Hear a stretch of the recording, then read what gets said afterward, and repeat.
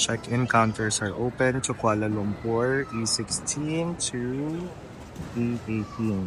Ay, E16 to E18, yes. So, ito Kuala Lumpur tayo. Let's go. So, dahil meron tayong malaking bagahe, dito tayo sa bag drop. Nag-online check-in na ako. But, I have to drop my luggage here. So, ayan siya. Tchanan! Tapos meron pa tayong isa pang maliit for hand carry. But dito tayo.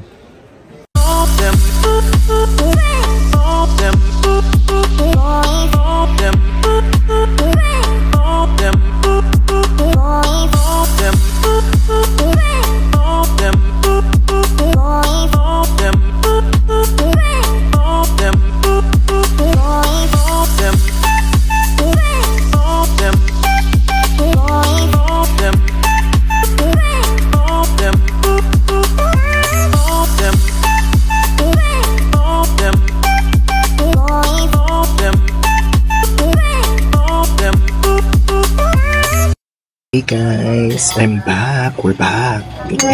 So, nandito tayo ngayon sa Marhaba Lounge dito sa NAIA Terminal 3 and I'm waiting for my flight dahil pupunta tayo ngayon sa Malaysia.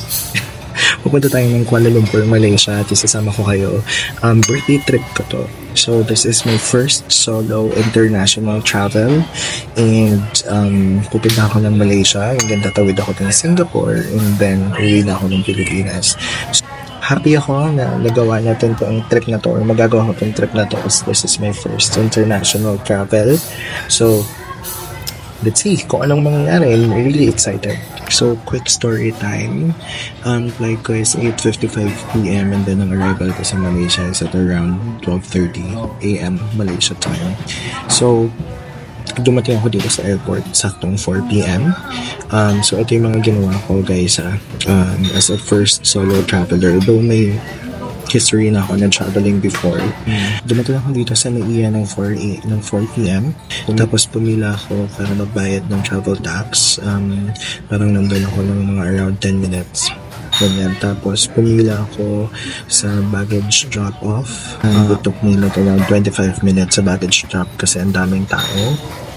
And then, nag-immigration ako sa immigration. It took me around 30 minutes para matapos siya. Tapos may mga ginawa pa ako in between. That includes, like may mga binili ako sa mini-stop, saglit. Pero dito ako kakain sa Marhaba Lounge kaya maaga ako nandito. Tapos yung entire process ko from arriving sa airport, pagbayad ng travel tax, up to the baggage drop, and paggawa ng boarding pass ko, and then pagdaan ko sa immigration and then security check. It is a total of 1 hour and 30 minutes. Guys, 1 hour and 30 minutes siya kasi nga diba pumunta pa ako ng mini-stop and all that, pero if maaga kayo nandito, pero I still highly suggest na agahan mo kasi kaya ako inagahan kasi diba bumagyo kahapon, nagsuspend ng classes, tapos umuulan ngayon and kaya ako inagahan kasi may mga canceled flights yesterday and yung iba nalipat sila today kaya ang daming tao talaga. Sa immigration naman kaya ako natagalan is because una akong pumila sa OFW, tapos nung malapit na ako sa counter na-realize ko na OFW siya. So, lumipat ako ulit. Bumalik ako sa start dun sa kabila. Doon nagpapapila naman sila dun sa OFW na nung medyo humaba na nandun na kasi ako sa kabilang counter na. So, tinuloy-tuloy ko na. So, including the security, 1 hour and 30 minutes. So, tinagal ko. Sorry, bumubulong ako kasi nandito nga ako sa lounge so ayoko mag-ingay. In terms of the questions, ang tinanong lang sa akin is binigay ko yung passport ko and then my boarding pass. Tapos ang tinanong lang sa akin is that anong gagawin ko sa Malaysia. Sabi ko birthday trip siya. Sabi daw bakit delayed na August 9 yung birthday ko. Sabi ko syempre ito yung mura, ganyan. And after nun, tinanong mo kung sino kasama ko. Sabi ko, mag-isa lang ako. And then, kailan yung balik ko? Sabi ko, yun nga, September 11. And then, sa Singapore ako magkakaroon. Kapag ako ng Singapore. Tapos tinatakan nila. Yun lang naman. Tinanong niya lang yung basic. So, wala nang ibang tinanong sa akin. Medyo kinabahan ako actually. Guys, kasi, yun nga, first time ko mag-solo travel. Tapos tatawid pa ako ng ibang country. So, requirements in terms of like flying to Malaysia as of September 3, 2024. Unang-una sa lahat, of course, your passport. And then, of course, your ticket, round trip ticket, and kung mag-Singapore ka naman, of course, your ticket sa Singapore. So that's your that's your passport, that's your e-travel, and then of course your ticket. And then yung Malaysia, guys, nagre-require sila ng Malaysia Declaration Digital Arrival Certificate or MDAC. So again, that's Malaysia Digital Arrival Certificate or MDAC. So hanapin nyo lang sila online. Inalagay ko dito kasi meron akong nakita na sketchy siya, pero apparently there's like an actual website for it. So ayan siya. Ipapata ko siya sa inyo, and then para lang siyang e-travel. Okay? Kakain na tayo. Pakita ko sa inyo yung pagkain nila. Let's go. Hey guys! So sa pastry, meron silang assorted sandwiches, roasted veggie, chicken alakin, and scrambled egg. Ayan, so ayan yung sandwiches nila, guys, maluluit. So, and then meron silang pastry, may mga bread sila dito, and then may pita bread din sila. And then meron silang fruit salad, and then meron silang macaroons. Siyempre may free coffee and tea din. Kukuha tayo ng free coffee ay ng tea later kasi inom ako ng salabat. For food, they have spaghetti pasta with tuna. Ayan. They have chicken congee. Ayan, chicken congee. Sa drinks, they have Sprite, Coke, and they have beers. So ayan, pwede kayong kumain ng beer. They have buttered vegetables and chicken wushi. Hindi ko alam kung ano man yun, but anyway, titikman natin yan. Tapos magpe-pastry tayo. Ito tuna yun. Meron din pala silang juice, guys. So meron sa dito strawberry, lemon water, tsaka ito lemonade yan. So also, kanina wala to. Ngayon nag-add sila ng cereal. Tapos yung bread, pwede may palaman na blueberry and mango jam. Siguro yan. Guys, let's eat. So, mag-heavy meal ako kasi wala akong in-flight meals. Hindi ako kumuha ng lure sa flight. And then, at the same time, ang dating ko na sa Malaysia is at around 12:30 Malaysia time. So, baka wala na akong makainan and magutom ako. So, after nung diretso na ako sa hotel eh. So, pero sana may makainan ako pagdating ko. Pero ngayon, dadamihan ko muna yung kain ko kasi mag-rice ako and matitikman ko. So, kumain ako ng chicken and then yung rice and then mamaya ko tayo ng pastry. So, nagsalabat ako kasi nga yung aking malat or mawala yung irritation, and then we have lemon water, and then yung chicken and yung rice. Pero kukuha ako ng pastry mamaya.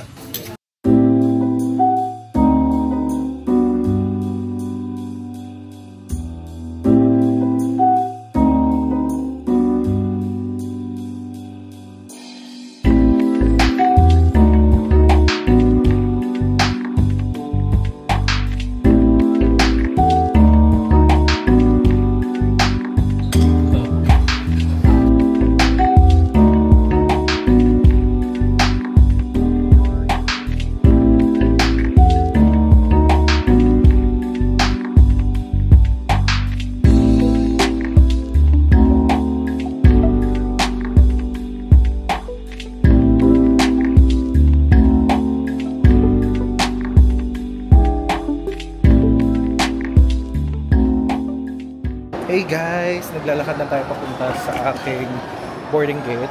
Tapos na ako doon sa Marhaba Lounge. Ang tagal ko din doon, mga 2 hours and 30 minutes. More than, parang gano'n, 2 hours and 30 minutes. And, yun, nagbook ako ng ticket going to Singapore. Bus ticket from Malaysia to Singapore. And a lot of other things. Yun, yung eSIM ko pala. Sasabihin ko sa inyo kung anong eSIM yung kuha ninyo. That both works in Malaysia and Singapore. Ang gate ko ay gate 101 and pababa na ako, medyo dulo-dulo pa yun. So let's go guys. Nag-a-announce na ng boarding yung flight ko. So, nasa gate 111 pa lang ako. Gate 101 kami. So, medyo malayo pa. Hihingal na ako. Sabi ko kasing kinain. So, ayun. Pag sakto siguro nito, pagdating ko doon, nagbubori. A few moments later. Guys, nandito na ako sa gate 111. Pumunta ako ng 101. Naligaw-ligaw pa ako. Tapos, pagdating mo naman 101, walang tao. Tapos nalipat kami ng 111, which is kabilang dulo ng 101. So tumakbo ako ng malala. And super toast na ako. Kasi ang init dito. Meron kasi siyang, nasa loob kasi siya ng glass. So ang init talaga dito. So ayun. Hinghingal ako. Ganyan. So nandito na ako sa 111 inside ng 101. Yun yung disadvantage kapag nasa lounge kayo, guys. Aside other first class airlines, wala siyang boarding announcement. So, alamin nyo talaga yung oras. Tapos, aagahan nyo sa papunta sa gate nyo kasi baka nalipat kayo ng gate. So, yun. Wala kasing boarding announcement doon. We are boarding! Ask the cabin crew Hey to guys, receive you. board na tayo. And Sa mga panauwi, nakaupo sa exit rows, basahin po lamang ang passenger briefing card. Kung sa inyong palagay ay hindi nyo magagampanan ang mga panitunan ng exit row, ipagbigay. Wala akong katabi. Actually, meron talaga. Doon sa kabila. Pero I moved here. Ayan. So, napalaan kasi kami ng turbulence habang nasa lavatory ako. Doon ako sa lavatory, tapos umalog ng malala. So, paglabas ko, the cabin crews immediately asked me to sit down sa pinakamalapit na seat. Ganyan. So, I moved here na lang. So, ayan, wala tayong katabi. Solo natin. Yung iba nasa likod, nakahiga sila.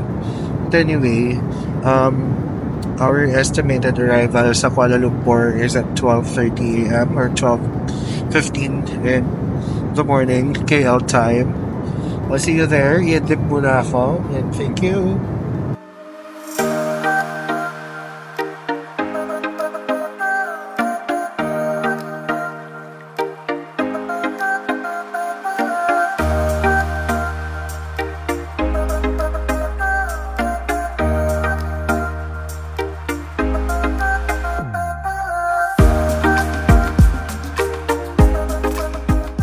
Hey guys! We just arrived here in Kuala Lumpur International Airport. First time ko dito sa Malaysia actually. And this is the first solo international travel. Papunta na ako sa immigration. And then, kunin na natin yung luggage. Walang in-announce kung saan kami kukuha ng luggage. But anyway, tignan na lang natin. Let's go. Sa mga ganitong pagkahataon, you'll just follow yung mga tao nakasabay mo sa plane. Pagka hindi mo alam kung ano ang next mong gagawin sa isang airport. So, susundan lang natin sila. Pero may mga signages naman. Pakita ko sa inyo. So far, ayan, ang tsura ng Kuala Lumpur International Airport. Ayan. So, may nakalagay arrival hall and baggage claim. So, dito tayo. Yan yung sabi nila. So, ayan. Nandito yung traveler SIM, hotlink. By the way, magko-connect pala muna ako sa wifi nila guys, airport wifi, kasi baka hindi na ako makabalik dito. Kasi kumuha ako ng eSIM sa clock and kailangan ko siyang i-activate.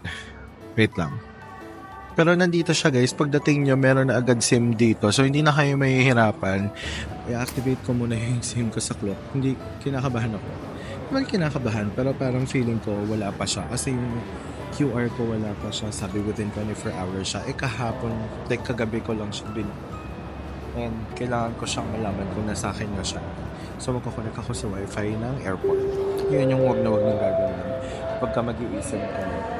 Baka hindi kasi ako makabalik dito, wala na akong mahanapan ng ibang SIM. Pag pala kami dito sa Kuala Lumpur International Airport ng 12:30 in the morning.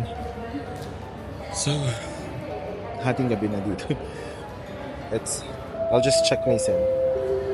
Meron pa ding pressure kasi yung tenga ko, guys. So, hindi ko naririnig yung sarili ko masyado. Para ako nasa drum. Hindi natanggal yung pressure sa left ear. So guys, confirm, nakuha ko na yung QR ng eSIM ko that works both in Malaysia and Singapore and then sa Thailand din. So hindi ko na kailangan bumili ng SIM dito kasi akala ko bibili pa ako, papabili pa ako, extra bayad na naman yun. But anyway, nandito na ako sa escalator papunta sa baggage claim. So yun guys, kumuha ako ng eSIM, hindi ako kumuha ng physical SIM kasi wala akong makita sa proof na physical SIM that works both in Malaysia and Singapore. So eSIM yung kinuha ko. So it's a digital SIM, hindi nila kailangan i-install physically. Guys, we're here in Malaysia. Salamat datang ke Malaysia. Sabi niya yun. But it's actually welcome to Malaysia. So palabas na ako and magbubook na ako ng Grab. It's almost 2 a.m. here. Guys, nakalabas na ako ng pinaka-airport ng Malaysia. So, papasok na ako dito sa Gateway Malaysia something. Parang mall siya. Pag lumabas ka, ito agad yung makikita mo. Pag papasok ka dito. So, merong Old Town Coffee. Ayan. Tama yan. Masarap yung kape nila dyan. And then, meron din ditong Starbucks sa tapat. Ayun o. Itang bakit ang liit. Zoom natin konti. And Hotlink is parang SIM card, I think. So, ayan. Papasok na tayo dito sa Riches Factory. Riches Factory. Ito ba yung wafer? Ano ba yung wafer na yun? Meron silang food arcade here na parang food court na hindi ko maintindihan. Tapos may mga money exchange na din dito. Pero ayan, may food court na dito, guys. Ayan. Ayan. Sa kabilang side naman, so ayan nga, may Starbucks dito. Tapos may mga restaurant din. May Fincanton Cuisine. Tapos dito naman may Dunkin Donuts. May Family Mart. Iisip ko nang kumain kasi 1 a.m. na and didiretso na kasi ako sa hotel. Tapos maaga pa yung start ng araw ko mamaya. And habang kumakain, i-activate ko na yung eSIM ko. So, dito muna ako sa Dunkin Donuts kakain. You think?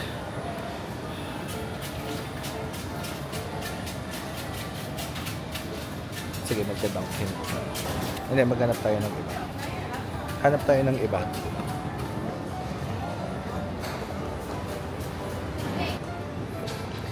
Guys, may H&M din dito, oh. So, technically, it's a mall. Literal na mall talaga siya. E-Mart 24. So, another convenience store. So, pag lumabas ka doon, lalabas ka na literal ng mall and airport. So, hindi ko alam kung may makakainan pa ako doon. So, dito na muna ako sa Dunkin Donuts kakain. Kasi nga mall siya. So, baka sarado na siya. Para dire-diretso na ako sa hotel ko, guys. From here to my hotel, it's around 30 minutes. So, 30 to 40 minutes. So, kakain na ako. Here. Sa Dunkin. Parang Old Town kaya. Old Town kaya ako. No? Dunkin na lang. Parang makakapag Old Town naman ako dun sa sa Kuala Lumpur proper itself. So guys, bumili tayo ng donut. Ang kinuha natin is yung sandwich combo with iced chocolate and 1 free donut. Nakakuha ako ng 1 free donut. Kasama daw siya doon. So, that's 33 ringgit. Malaysian ringgit. Ayan, gagawin nyo na yung sandwich. And then, ayan yung mga donut options nila. If you're interested. If not, okay lang din naman. Ang kinuha ko ito. Butter powdered sugar. Yan. Okay. So, guys, nandito ako sa Dunkin' Donut. Order nga tayo ng sandwich dito. Chicken sandwich with 2 wheat yung bread ko. Tapos, umorder ako ng hot chocolate. Guys, yung hot chocolate, ang sarap. I mean, tanga. Umorder ako ng iced chocolate. Guys, ang sarap ng iced chocolate mo. Legit, guys. Ang sarap ng iced chocolate.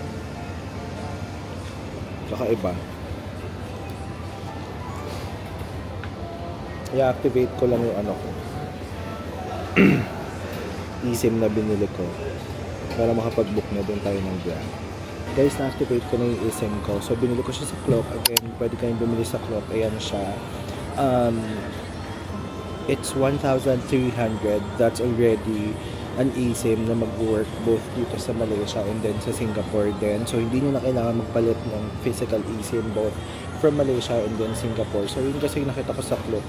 By the way, kaya siya 1,300 kasi yung pinili ko is for 14 days kasi abutin tayo ng 8.5 including Singapore, and gusto ko, ang pinili ko din is unlimited data that is actually fast within like in the first 30 gigabyte kasi diba kapag naka-unlimited data ka tapos tuloy-tuloy yung paggamit mo ng data, for fair usage policy minsan binabagalan nila. So yun, in the first 30 gigabyte wala siyang interruption. So yun yung pinili ko, kaya siya 1 free. Pero may ibang options naman like 5 days lang tapos 2 gig a day, so that's like only 300 to 700 ganyan. So pwede kayong mamili talaga. Kaya din ito yung pinili ko kaysa bumili pa ako ng separate SIM sa Singapore, separate SIM sa Malaysia, and then install ko pa. So yun, nakakapag-data na ako and it's working, and you can use my Klook code. It's Brett Klook for small discounts on your activities, hotels, and bookings. Pakita ko sa inyo yung kinakain ko kasi ang sarap niya and mukhang masarap yung sandwich. Diba sabi ko sa inyo ang sarap ng iced choco, guys. Ayan siya. Tapos namumuo pa siya sa ilalim. Ayan, sobrang sarap niya talaga. And sa sandwich ang in-order ko ay smoked chicken breasts. Ayan. Ayan yung itsura niya. And whole wheat yung kinuha kong bread. So ayan, mukha siyang masarap. Hey guys! Hey guys, tapos na tayong kumain dun sa Dunkin' Donut. Actually, hindi ko naubos yung sandwich kasi di ba nakita yung laki niya. Ang laki niya talaga. Eh, may free donut pa. So, nabusog ako dun sa free donut. Tapos kumain, makailang kagat lang ako ng sandwich. Tapos, yung chocolate na. So, pupunta na ako sa exit nitong Gateway Mall. And, doon ako magbubook ng Grab pupunta sa hotel. So, let's go. Naiirita pa din ako, guys, kasi meron pa ring pressure nung dito sa left ear ko. So, hindi ako makarinig ng maayos sa left ear. Naiirita talaga ako. Ang sakit ng tenga ko. Kahit anong gawin ko, kahit humikab-hikab ako, kahit ngumuya na ako, wala pa din. So parang naririnig ko yung sarili ko parang nasa drum. Sit na tayo. Antok na ako. Ang sarap ng tulog ko kanina sa airplane, guys. Feeling ko humihilig-hilig pang ako. So, ayun. Feeling ko malakas yung hilig ko. In fairness, ang laki ng mall.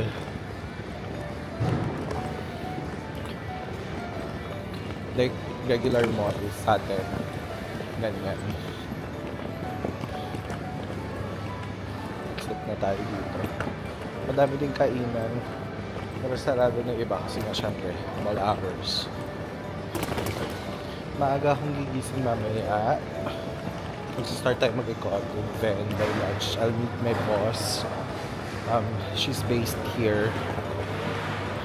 So, medyo excited ako dun.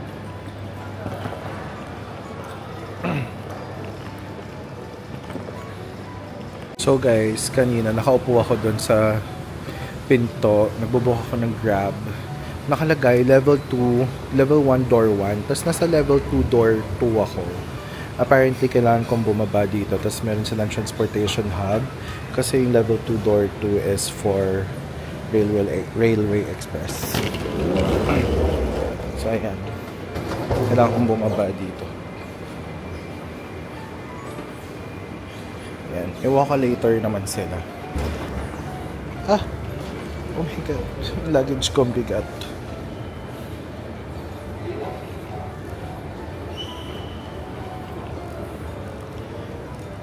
Ayan, so dapat dito pala ako bumaba. So meron silang transportation hub. Ayun o, nakikita nyo ba yun? Guys, na-stress ako dun sa walkalator na pababa. Kasi sobrang steep niya.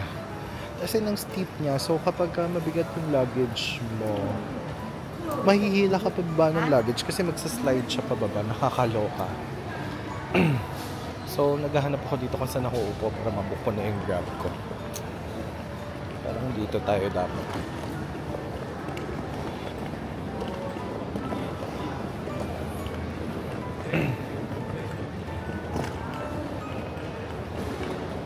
Ayan. Level 2, door 2, pinto 2. Sabi niya nga pinto 2. So, tapos guys, kapag bumaba ka doon sa level 1 ng mall, nandito yung mga bus ticket.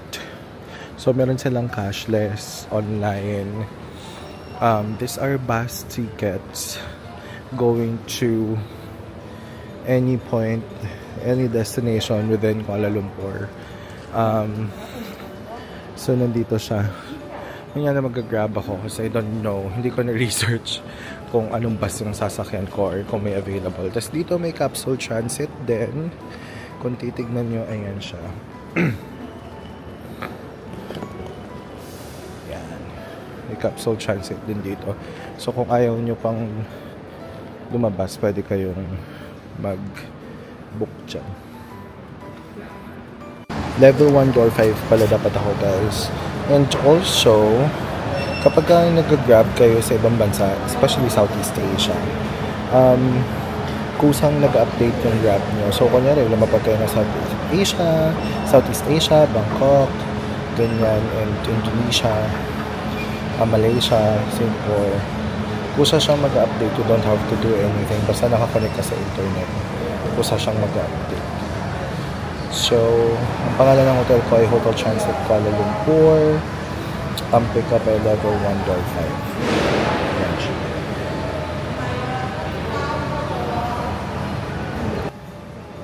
Pinagsiselfie ako. Hindi ko alam kung bakit. By the way guys, ito pala ang ating outfit for today.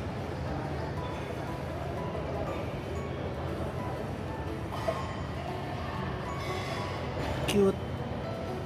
Guys, we already have a driver and it's 69 Malaysian ringgit. So, 1 ringgit is like around 13 pesos. Compute nyo na lang. So, 69 times 13. Medyo mahal siya. Guys, may AirAsia ride din dito. So, by the way, dito sa Malaysia, hindi lang Grab yung pwede nyo gamitin. Pwede kayong mag-AirAsia ride tapos para rin siyang Grab. So, same pick-up point siya. At ayan ang Grab ko, parating na siya. Ayun siya. A few moments later.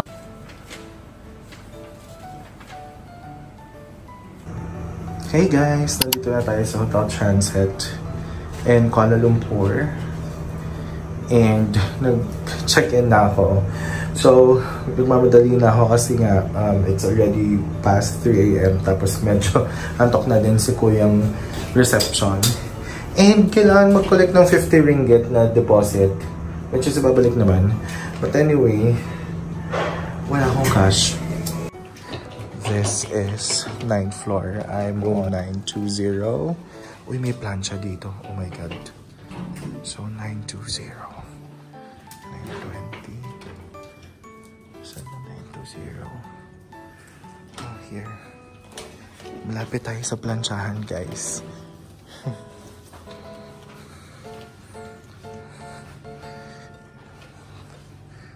This one, 920. Key. So, Hotel Transit. Ayan siya. Okay. It's okay.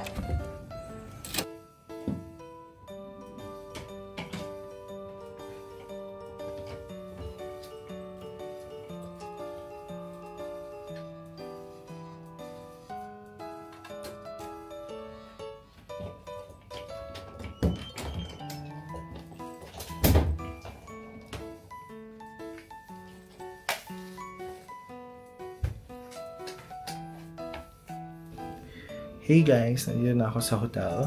So, it's 3:30 Malaysia time. Well, wala namang time difference yung Manila tsaka yung Malaysia.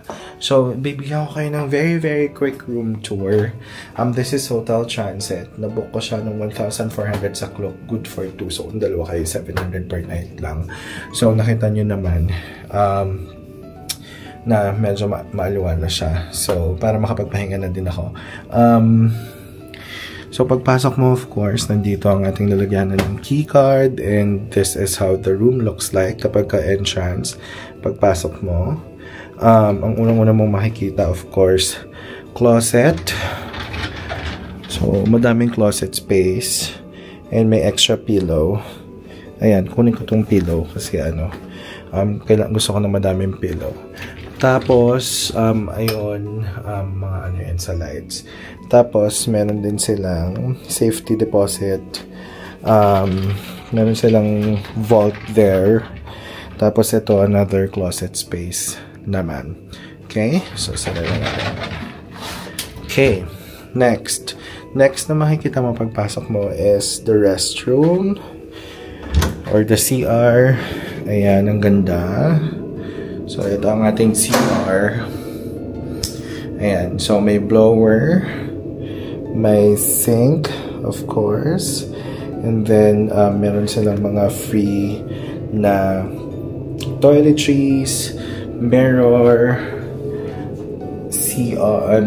toilet bowl na may bidet, and shower. So, ayan, shower natin. Hindi maganda. And super linis niya, guys. Hindi lang siya ma-justify ng video ko ngayon. Pero ang linis niya talaga. Osmo, bear with me kasi yung DJI Osmo ko, kakagamit ko lang. So, kinakapa ko pa yung pag-navigate or pag-gamit. Towels. So, ayan. May mga extra towels din sila. Tapos, may mirror dito for OOTD check bago ka lumabas. Okay. Tapos here, eto tong nakabukas na to, na hindi nasasara. Pag ginaganon ko, hindi siya nagsasara. That's a mini ref. Okay? Meron silang dalawang libreng bottled water. May mga coffee and tea. And then, of course, kettle. Another salamin. May TV din sila. May tissue. And ano to? Menu siguro nila to. Yeah, I think it's something. Mga documents. Tapos, ito, bag ko, syempre. Ito, uy, may hydrating gel mask sila. Blueberry plus probiotics. In fairness. So, they have 2 hydrating mask. May TV. May chair. At 2 single bed. Ayan. So, of course, may phone, may lights, and my arts installation. Curtain, and yung curtain na yan, may view siya sa labas. Ayan. Bukas, ipapakita ko siya sa inyo. May view siya sa labas.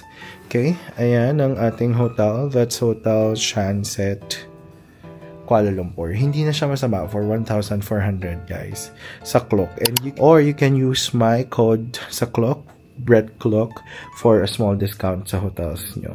So, kaya 2 single beds yung pinili ko is because syempre doon ako sa isa matutulog. Yung isa gusto ko yung mga damit ko and then yung mga gamit ko na kung anik-anik. Gusto ko nakalapag siya sa bed kasi ayokong nasa floor yung maleta ko tapos tutuwad ako kapag magbibihis ako. So, okay na yung nandito siya. So, yan. Hotel Transit. So, that's it for the room tour, guys. Thank you sa pagsama niyo sa akin. I'm from Manila to here sa Kuala Lumpur. Again, this is my first time na mag-travel mag-isa internationally. And I'm excited kung ano man ang makikita natin. So, it's already 3:30. Matutulog muna ako. Maga ako magigising. Mga siguro 6:30 to try ko. Kasi mag-iikot ako, mag-breakfast, syempre mag-iikot, and by lunch kasi may imi-meet ako, and then afternoon, full pack yung day natin. We have a full day later today, kaya kailangan ko magpahinga. Buti masarap yung tulog ko sa plane kanina, pero antok na antok pa din ako. See you guys! Bye! Thank you!